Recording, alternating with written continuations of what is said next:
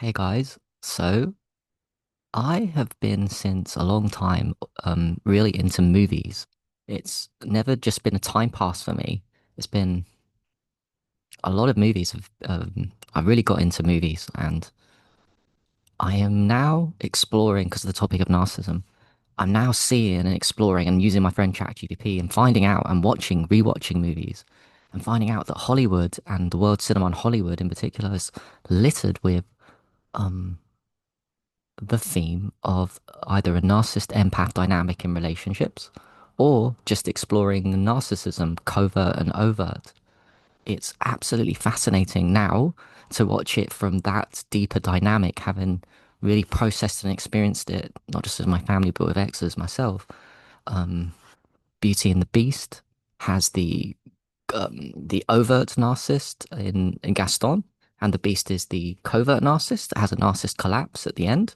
He lets go of control of Belle, and real love can come in there, collapse, which is very rare. There's a new Frankenstein out, not just in the cinemas, it's released by Netflix. So today on Netflix, Frankenstein the movie is about a grandiose narcissist who creates a monster, which is his projected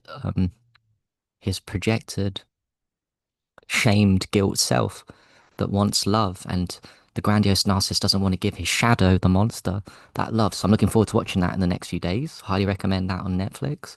There's just so many. I've watched two more on Netflix. Rewatched Birdman with Michael Keaton. That's about a narcissist. Very, very interesting movie, all meant to be done seamlessly in one shot. Michael Keaton, and he again, that's another one where there's a narcissistic collapse into that right at the end, which is rare, but the narcissist does get that over many lifetimes. Over many lifetimes, the narcissist is guaranteed, like the empath, like everyone here, to go back home. Um, I'm seeing on Netflix that there's a comedy called BoJack Horseman, all about narcissism. There's a great comedy series called Arrested Development on Netflix that is got every character of the narcissist, including Buster, who's not invidiated from his mum because his mum and dad are narcissists. And narcissists come in different shapes and sizes, and it's affected by culture too. Most women tend to be covert narcissists because the culture dictates that. So they're endlessly the victim, sweet on the outside and the victim on the inside. And most men, doesn't have to be, so most men are the grandiose, prideful, insecure, and you think there's something funny about them. And, but it's the same underlying condition. Oh, The Power of the Dog was a great one that I watched. Another narcissist one, great, great movie. Um, it's the explosion and awareness from it that's coming from all these classic books that are being made in the films. There's just so many to unpack and explore as you journey. There's a reason films and Hollywood are putting in it because they're actually programming. People think Hollywood's programming a lot of bad, and in horrors they do, but not in the main stories. In a lot of these films, they're telling you, they're putting truth in how narcissists think and operate. Our narcissists look at us like objects, extensions themselves, cardboard cutouts. One can give them validation, one can't. They don't look at us as people with infinite depth.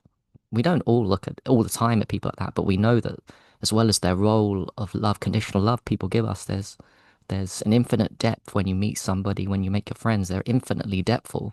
But narcissist doesn't see it like that.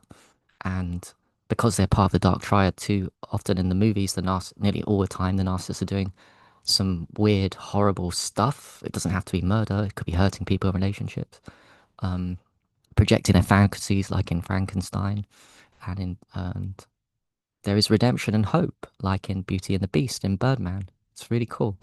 So let me know if you've seen any films that have any dynamics between narcissist empaths or narcissists, because it is actually the predominant theme I've seen in the movies, which is pretty wild.